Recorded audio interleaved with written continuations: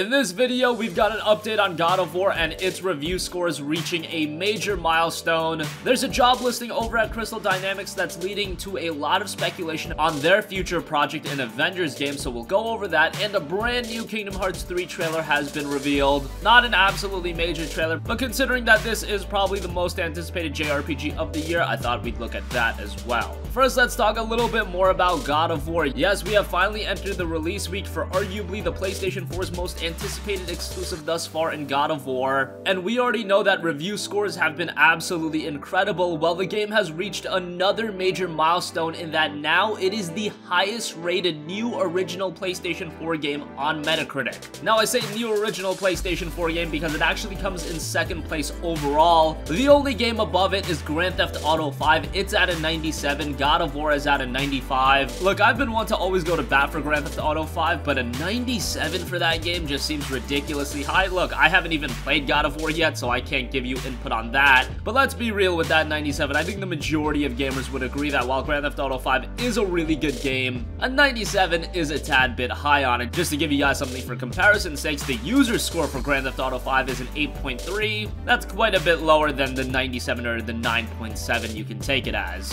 Still, God of War is number 2, and it makes it the highest rated original game on the PlayStation 4. The Last of Us Remastered is number 3, that's a 95 as well. Persona 5 is a 93, so God of War has surpassed Persona 5. Number 5 is Metal Gear Solid 5: The Phantom Pain. And yes, God of War is ranked above Uncharted 4: A Thief's End, that's at a 93. Bloodborne's at a 92. Witcher 3's at a 92. Shadow of the Colossus is at a 91. Just to give you guys an idea at how some of the other major PlayStation 4 games this generation have been rated. God of War is coming this Friday, super stoked for it, and I'm sure all of you guys are as well. Moving on from that, we've got a very interesting job listing over at Crystal Dynamics, the studio that looks to be behind a brand new Avengers game. They are looking for an external lead designer, and here's the job description. The lead designer works with external partners to ensure they deliver a high standard of playability and fun. While this is generally a hands-off role, we are looking for a person with execution experience who can work in-engine with external partners. They should have a high level of expertise in formalized 3D world-building process, from planning and paper maps to 3D software implementation in a proprietary engine.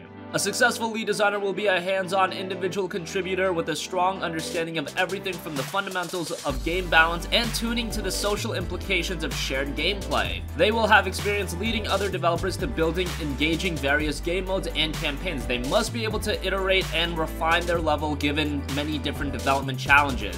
The person filling the position should be comfortable with scripting in a visual-based scripting language. The ideal candidate should display strong collaborative skills when working with multiple disciplines, including narrative, environment art, systems design, and engineering. There's a lot of other content on the job listing. We'll leave a link down below in the description box if you want to take a look for yourself. But what you can take away from this job listing is it really sounds that if this is talking about that Avengers project, that really seems like this would be more of a Destiny or Division style experience, unlike Insomniac's upcoming Marvel Spider-Man.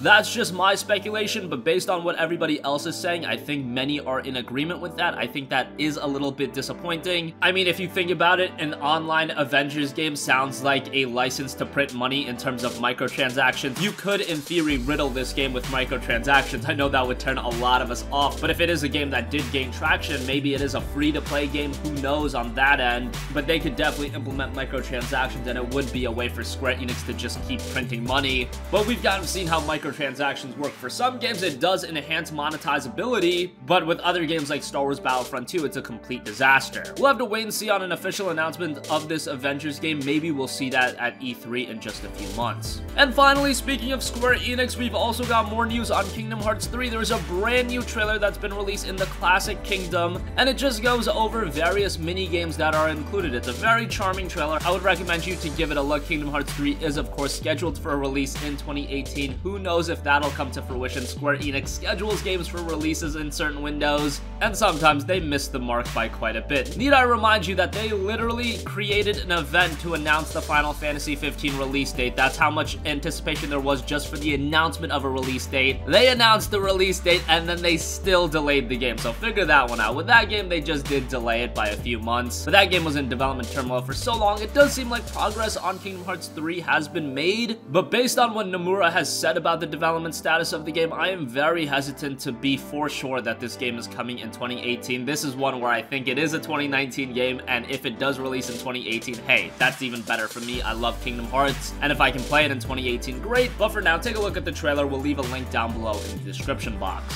That is going to conclude this video. Let us know your thoughts in the comment section down below. What do you think about God of War being the highest rated PlayStation 4 game ever in terms of new original releases? Again, overall, it's just trailing behind Grand Theft Auto 5, which that game's 97 can be debated, but hey, that's a debate for a different time. What do you think about the possibility of Crystal Dynamics' Avenger game? By the job listing, it does sound more like a Division or Destiny type of experience, but still an Avengers game would be really cool to see. And let us know your thoughts on Kingdom Hearts 3. Check out the classic Kingdom trailer and let us know, do you think the game will actually be released in 2018, or are you not yet sold on that? Sound off in the comment section down below. Thank you for watching and goodbye.